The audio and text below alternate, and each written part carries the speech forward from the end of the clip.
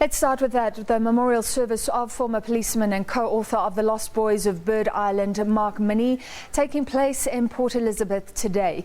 He was cremated in a private ceremony earlier this week.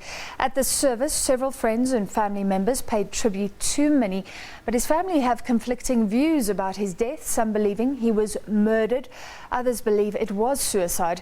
Our reporter Jayed-Leigh Paulse attended that service. Several family members as well as his friends paid homage to Mr. Minnie.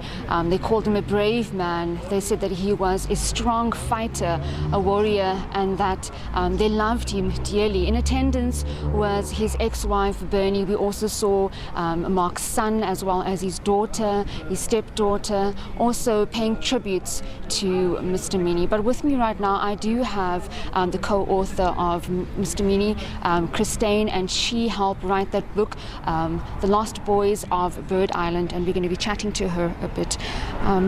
Ms. Stain, obviously condolences first and foremost. It must be very difficult for you right now.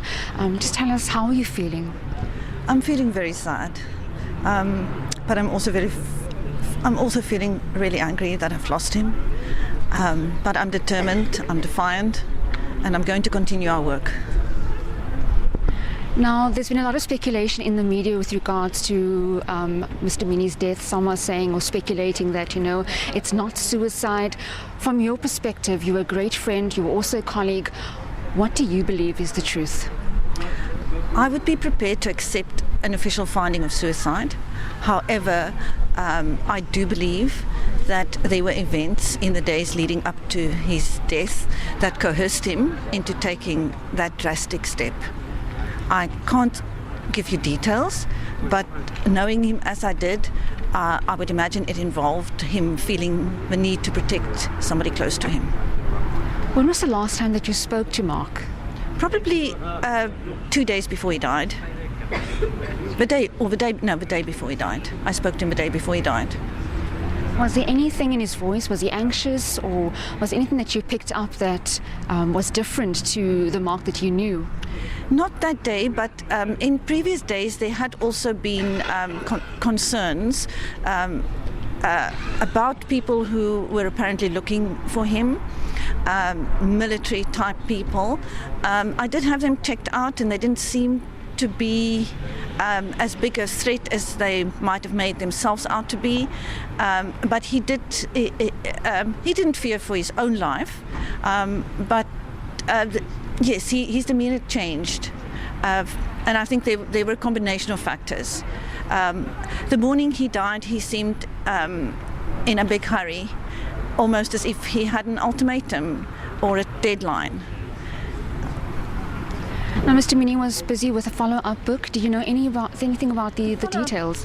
It wasn't a follow-up book. That was the book. The second book he wrote was not about Bird Island. It was a continuation of his life story, and he would have probably done a third book. As far as a second book on Bird Island is concerned, that is the least of our concerns right now. We are inundated with new leads, and we are daily being contacted by people with information that corroborates the contents of the book. We are spending all our time following up those leads, doing further investigations towards the ultimate aim of justice for voiceless victims. And Ms. Stain, where to from here on off air rather? You're talking about the Human Rights Commission and with regards to those findings. What is going to be happening with regards to these new leads? All Mark ever wanted was a proper investigation of the allegations. Unfortunately, he didn't live long enough to hear that the Human Rights Foundation decided to appoint independent investigators to investigate the claims in the book. So we will be cooperating with them. I will continue with our investigation. They will be doing an independent investigation, but we will cooperate. Thank you very much for your time, Ms. Stain. That was Mark Minnie's co-author, Christine, speaking about that Human Rights Foundation and the new leads that has come to the fore. They will be investigating, as well as also many of Mark's friends and family paying homage to the man that he was here at the memorial service this afternoon.